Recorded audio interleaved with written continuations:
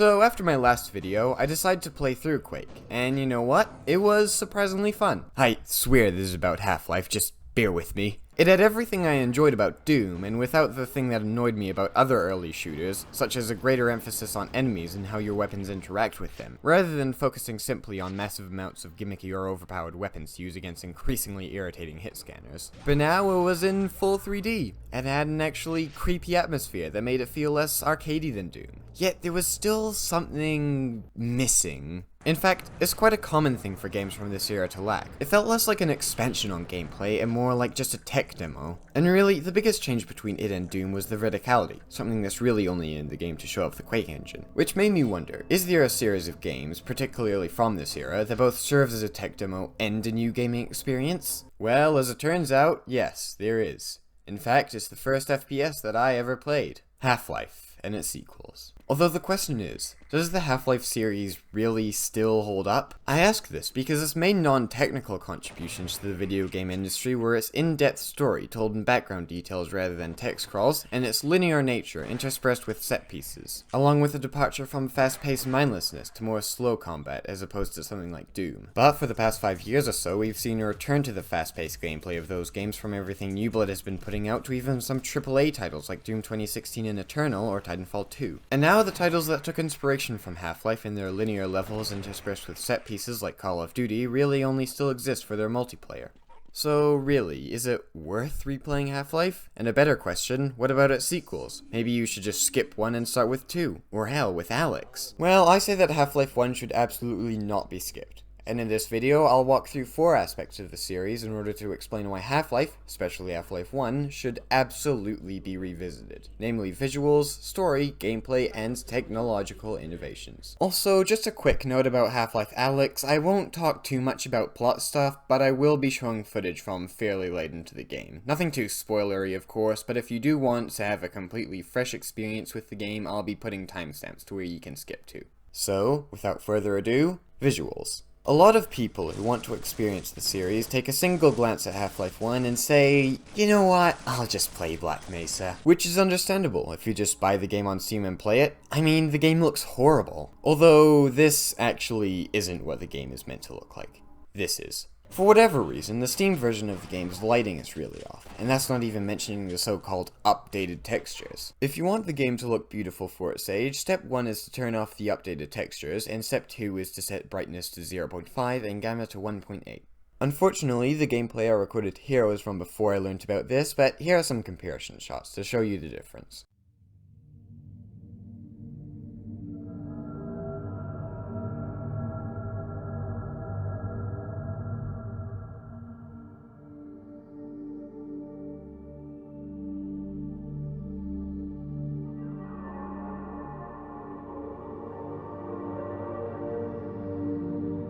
I mean, it almost looks like Half-Life Source, but without, being Half-Life Source. It's great.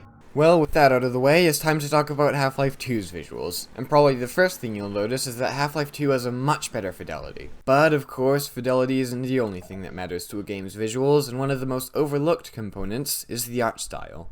Let me give you an example. Half-Life 1 uses 3 main colors: orange, blue, and green. The orange is used most commonly in the desert environments outside of the base, and feels comforting and warm, yet it's sometimes sweltering and painful, reflecting the dichotomy of the surface. On one hand, it's nice to be out of the claustrophobic mazes of Black Mesa, but on the other, the military's presence is far more powerful up here, making it almost more dangerous. On the other hand, blue is used inside the facility, making it feel cool and relaxing, or sometimes tense, claustrophobic, and lonely. And finally, there's green, the color of the radioactive material found throughout the base, as well as being the color worn by the military, and commonly associated with the creatures from Zen. Put simply, green means danger.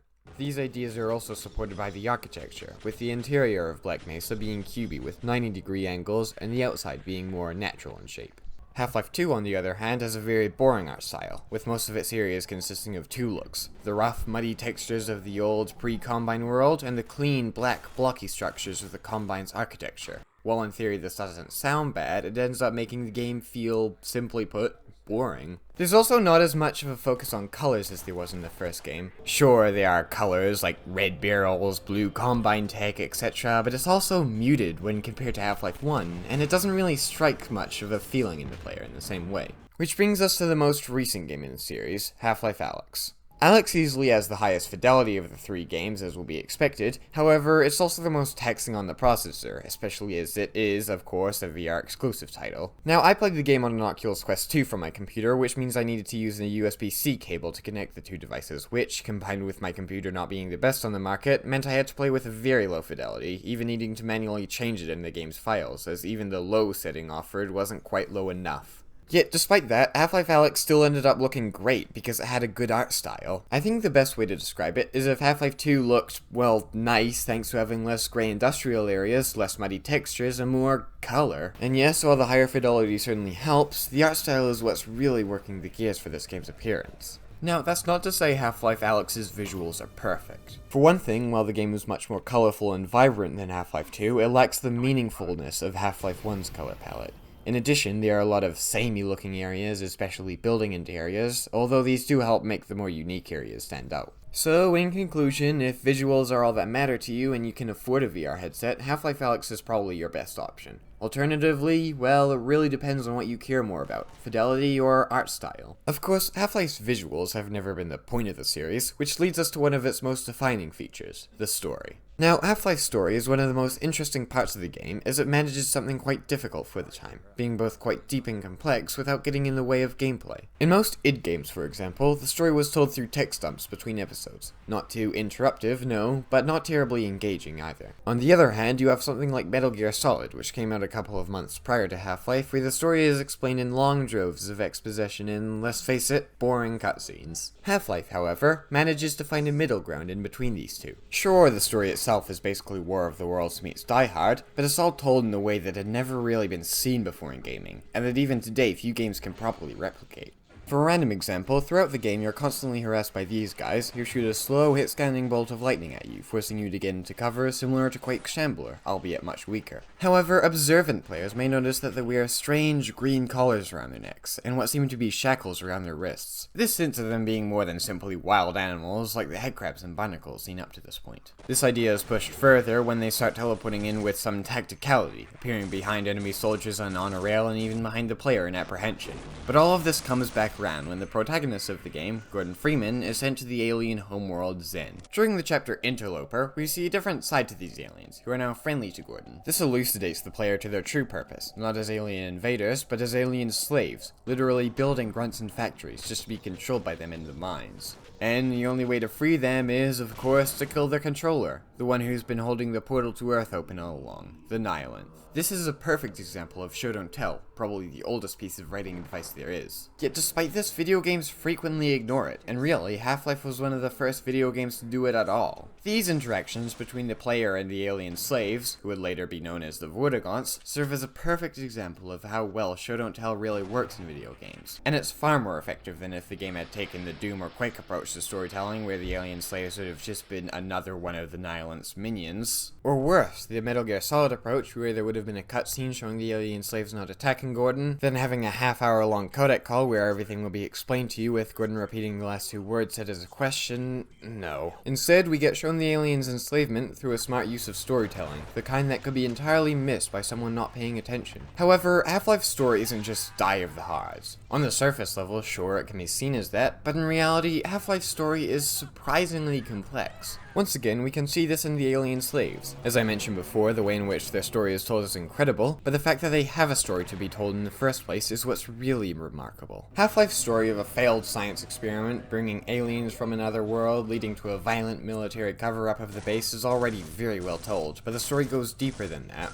On one hand, there's a story of the aliens, enslaved by the Nihilanth, who itself turns out to be an almost tragic character, being the last of its kind and insinuated to be itself enslaved by the Combine in Half-Life 2.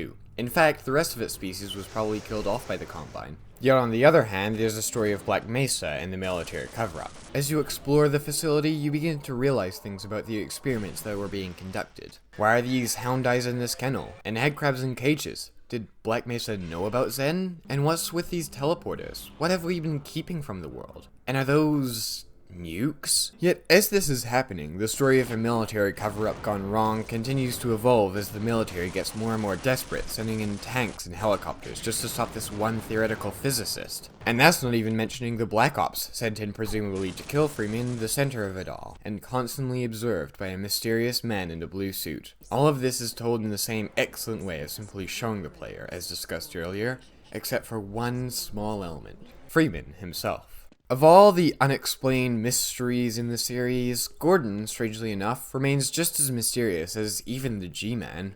We know that he graduated from MIT, is 27 years old when the game takes place, and works at Black Mesa as a theoretical physicist. Sure, that may sound like a lot, but we still have no idea what he is like or what he's experienced in his life or really anything about who he is outside of the obvious. And this is very much intentional, as it means he can act as a self-insert for the player. You could see him as a horrified witness stuck in the middle of it all, surviving on nothing but his smarts and some luck, or you can see him as a more Freeman's Mind type of character, slowly becoming more unhinged as the murder washes over him, while staying totally careless himself. Gordon's characterization, or lack thereof, continues in the sequel with varying levels of success, and it all comes down to these not-quite cutscenes in which the player is locked in a room for other characters with actual personality to discuss the plot. Now, I'm gonna be honest with you, I hate these. They place the focus on the characters more than the world, which in its own right is fine in a non-interactive medium such as movies or TV, but in a video game falls totally flat. This is because, in their essence, a movie is a story told through camera angles, dialogue, and, of course, film techniques, while a video game, on the other hand, is, well, a game, something people play where they can fail or succeed. Because of this, a video game's story should be informed by its gameplay, not battle with it. And while there have been games to successfully tell a character-based story through the medium of gameplay, the best option is usually to tell a story about the world that the characters inhabit, something done successfully by Half-Life 1, and somewhat failed by Half-Life 2. These not-quite cutscenes do nothing but make it feel more like a long, boring movie where the protagonist is the cameraman, which never fails to feel awkward. Gordon Freeman simply standing still as characters talk to him with no response takes the player out of the role and ends up making Gordon feel less like an extension of the player and more like, well, the cameraman who the actors keep talking to. As for world building, well, it's fine, I suppose. It's all told through small notes and newspaper clippings saying things like humanity loses 7-hour war and Earth surrenders. No, not quite as good as Half-Life 1's storytelling, but far better than the usual collectible documents containing the lore method that plagues most modern games. But it almost makes these slow, basically just cutscenes even more painful. I mean, I get that they're there for pacing, as they give the player a breather after the more action-packed set-piece heavy moments, but instead of getting talked at, how about we explore areas fighting nothing but the odd headcrab? And if you really want, you can keep the character-focused narrative by having NPCs assist the player and talk to them, showing their character in a natural way, a bit like what was done in the episodes or Alyx. Hell, the game even does the whole exploration thing for breaking up the action, so why do you need these long-winded exposition dumps? Which brings us to Half-Life Alyx, and honestly, I think it tells a story a little better than Half-Life 2. Sure, it still has a few of those exposition dumps, but far less this time, and most of them are much shorter. It also helps that Alyx can actually talk and interact with people, making it feel less like characters are talking to the camera and more like the protagonist is an actual person. But on the other hand, it also didn't feel like it had much of that environmental storytelling that was so essential to the other two stories. Admittedly, it might have just been a case of me not paying any attention, and I did notice a bit in the zoo level, but in general, I felt it was definitely lacking some good old environmental storytelling. And it's not like there weren't times for this. In fact, the pacing was sustained quite well, with heavy action moments contrasting strongly against explorative walks. Yet in these explorative moments, the main story being told is about the characters. And while these conversations over microphone were enjoyable and effective for character building between the two leads, Alyx and Russell, it just feels like a shame to not put in just some environmental storytelling. Although, as I said before, I might have just been too blown away by the advanced VR technology to pay any attention to the story. But of course, a game is more than just its story. Otherwise, it could just be a movie. A very, very long movie whose choices create a bland, uninteresting mess, but a movie nonetheless. And that's where Half-Life's most contemptuous and, in my opinion, overlooked aspects comes in: the gameplay. Earlier in this video, I talked about how shooters from this era often fell into two categories. The id model of using a small pool of weapons to fight unique and varied enemies in levels and rooms with interesting layouts, as exemplified by games like Doom and Quake, and the model exemplified by build engine classics like Duke Nukem of having lots of weapons to kill, for the most part, hit scanners. Now, just from my descriptions of these two fields, you can probably tell that I much prefer the former. And at first glance, Half-Life 1 seems to fit quite clearly into the second category, with a grand total of 15 weapons used to kill, for the most part, hit-scanning soldiers, with the odd interlude of combat against aliens. However, the main difference is that each weapon in Gordon Freeman's arsenal serves a specific role or purpose that other weapons fail to meet. And I do mean every single one, even the so-called gimmick weapons have their place. But rather than just telling you this, I'll give a closer analysis of how each weapon works, starting with, naturally, the crowbar. It's useful for preserving ammo against weak Zen enemies like the headcrab, and very effective against boxes and crates, but generally one of the less interesting weapons in the Half-Life arsenal.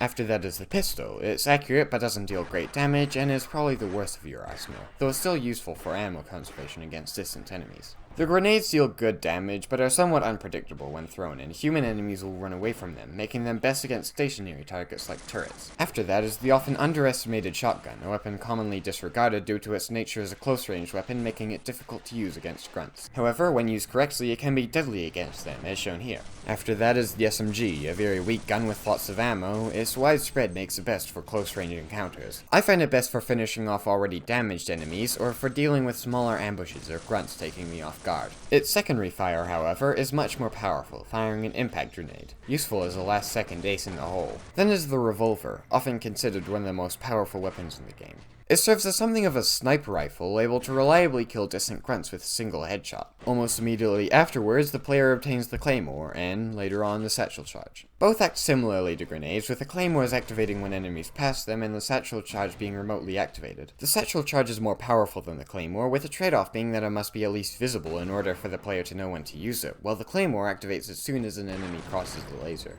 After that, the player obtains the crossbow, which functions similarly to the revolver as a sort of sniper rifle. The main difference between them is that the crossbow is slower and clunkier than the revolver, but with much more damage. This makes it best for killing stationary targets by taking them by surprise. It also has a scope, allowing for more accurate sniping, while adding to the weapon's slight clunkiness. After the crossbow is the Tau cannon, the first of the so-called gimmick weapons of Half-Life. This is no shrink ray, however, and serves as a powerful damage dealer, especially for the helicopters that prove common in this part of the game. It unfortunately gets quickly overshadowed by later weapons, but on its own it can be quite the effective killing machine. Then there's the RPG. It can be guided with the mouse or simply fired in a straight line. The RPG is, surprisingly, quite ineffective due to its slow speed, although it can be effective against large vehicles such as tanks and some bosses. The snarks, too, are rarely used, and even I must admit that there are few opportunities to use them. However, when they are used, they can practically clear entire rooms of soldiers. The way they work is that, when thrown, they attack anything they see, whether it be friend or foe. This makes them risky to use, as they can just turn around and attack you, so luckily they explode after 20 seconds of being active. This makes them incredibly useful for clearing out rooms, as well they have very little health, are incredibly hard to hit, and deal a deceivingly high amount of damage for their small size. The next weapon is the Hive Hand, a weapon frequently dismissed despite its true capabilities. While it does have very low damage, especially for its fire rate, the bullets it fires curve and home in on enemies, meaning that, if used right, it can kill enemies without the player even needing to see them, which, combined with its infinite ammo, truly makes it a force to be reckoned with. Is especially useful against the tanky alien grunts, who ironically use the very same weapon. And the final weapon obtained in Half-Life is the Gluon Gun. This, totally not a proton pack, fires a high damage, concentrated beam of pure destruction. Unfortunately, it is obtained fairly late in the game, although it makes use of every second it has in the limelight, able to jib alien grunts in about 2 seconds flat. And in the part of the game that you get it, you really need that kind of power, as there are grunts basically everywhere, and they take far too many hits to kill any other way. But of course, Half-Life has more to its gameplay than just weapons. It has enemies, and level design, and pacing, and a whole matrix of things that go into making its gameplay so great.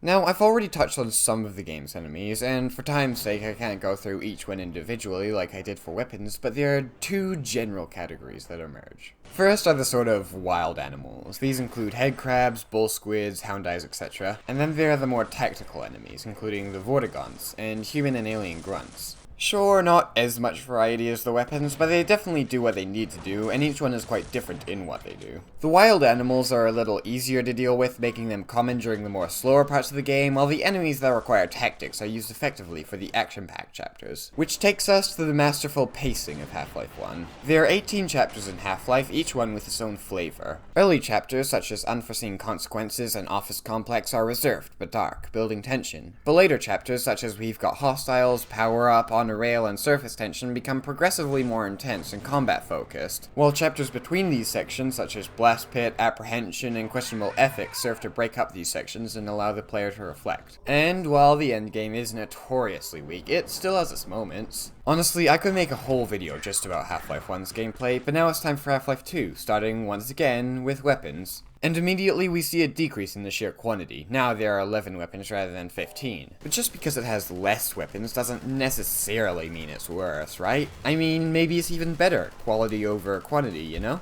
Well, that's the problem. There are less weapons than in Half-Life 1, yet they somehow end up feeling even less unique, and there's far more overlap. First is, once again, the crowbar. It works basically the same as the Half-Life 1 crowbar, yet it's immediately replaced by the gravity gun, which does basically the same thing, but better.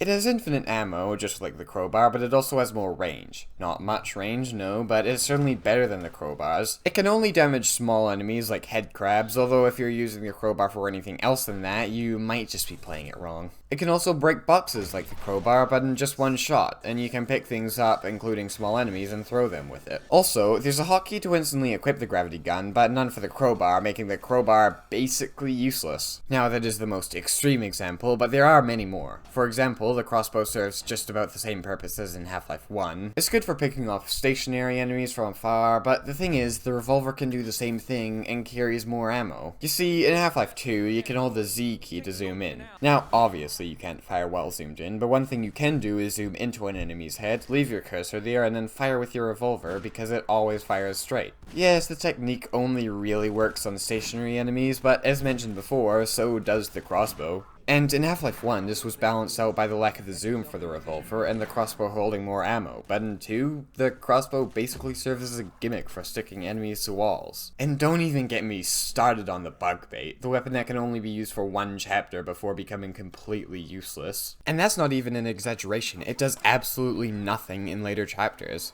So, Half-Life 2's guns aren't great. What about the actual gameplay? Alright, I admit, Half-Life 2 does do certain things better than 1. For example, there are far less shitty platforming sections a la residue processing, and the pacing is just as smooth as Half-Life 1's. Because, while I do hate the long talky bits in terms of story, I do admit that they serve well for allowing the player to catch the breath of it. As for the more heated combat, well, it's not as tactical as Half-Life 1, being more just about killing hordes of enemies as fast as you can. I also find the Combine far less interesting compared to the HECU grunts. Because sure, the Combine might be better at communicating with each other, but they die so easily, it hardly even matters. As for the more calm bits with aliens, well, to put it lightly, these parts suck.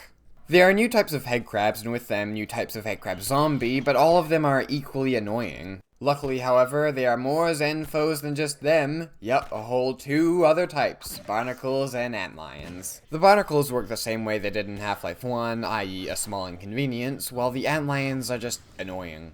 That's all there is to them. Even in the one gimmick part where they fight for you, they're annoying. But don't worry, because in episode 2, there are new types of antlions, each one more annoying than the last. Yet, despite all this, the best chapter in the game, which I personally feels even rivals Half-Life 1's chapters, is We Don't Go to Ravenholm, a chapter whose only enemy types are headcrabs and headcrab zombies. But the reason for its greatness doesn't come from its enemies, it comes from the aforementioned gravity gun. There's an achievement you can get for beating the whole chapter with only the gravity gun, and trying to get that achievement is one of the most fun experiences you can have with this game. You need to use various physics objects with your gravity gun, along with many traps you find along the way to clear out the enemies, and it's one of the few chapters in Half-Life 2 that makes you think tactically, like you need to in Half-Life 1. And personally, I think that's where the series in general is strongest, when it makes the player think. So here's the question. Does Half-Life Alyx live up to the thought-provoking game in one chapter of its predecessors? Yes.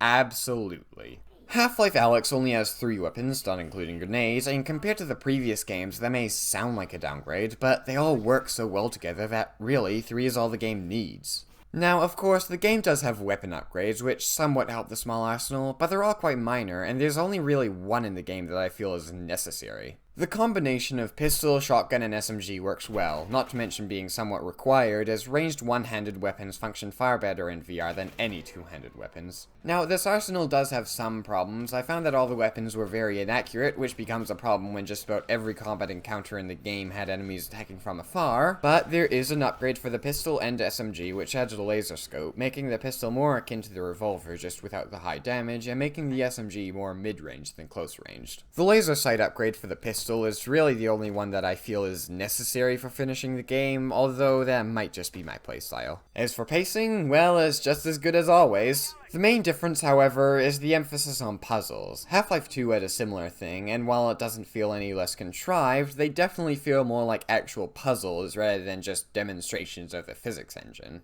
Of course, that's not to say they don't make use of the game's flagship tech innovation. The puzzles in Alyx really do feel like they only work in VR, as they often involve an interaction with a 3D environment that only really works when you're actually in that environment. As for the more heated combat, well, it's quite different from previous games. The small arsenal is an obvious contributor to this, and it places more emphasis on the enemies and their interactions with the players. Unfortunately, a lack of significant enemy variation makes combat somewhat repetitive and causes encounters to blur together, but these encounters are few and far between, so the combat never wears its welcome, so to say. And of course, that brings us to our final points. Technological innovation.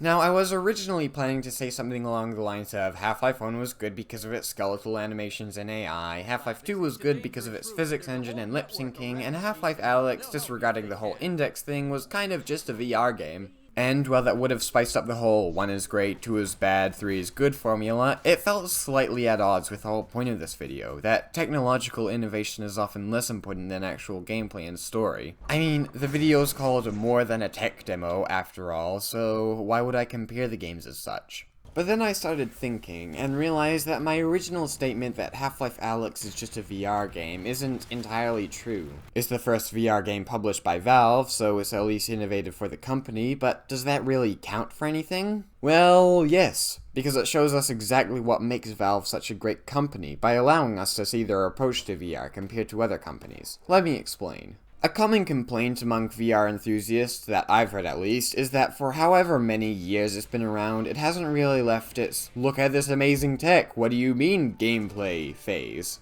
But now, Valve has taken the reins and shown what can really be done with the technology, with fun gameplay that works with VR in mind. It's what they've always done. They use new tech, yes, and sometimes even create it themselves, but they don't let themselves get held back by that tech. They work with it. And sure, there's the tram ride in Half-Life 1 and those physics puzzles in Half-Life 2 that seem to exist purely to show off their engine's capabilities, but ignoring those, both games are not only perfectly playable, but also quite fun. And while I still believe that Half-Life 1 is better than 2, I do believe that both games most certainly hold up today, and despite being released so long ago, are still more fun than most AAA titles being released today. So what am I trying to get at? Well, whether the game was released over 20 years ago, 10 years ago, or even just a little over 1 year ago, they all still have that little Valve touch.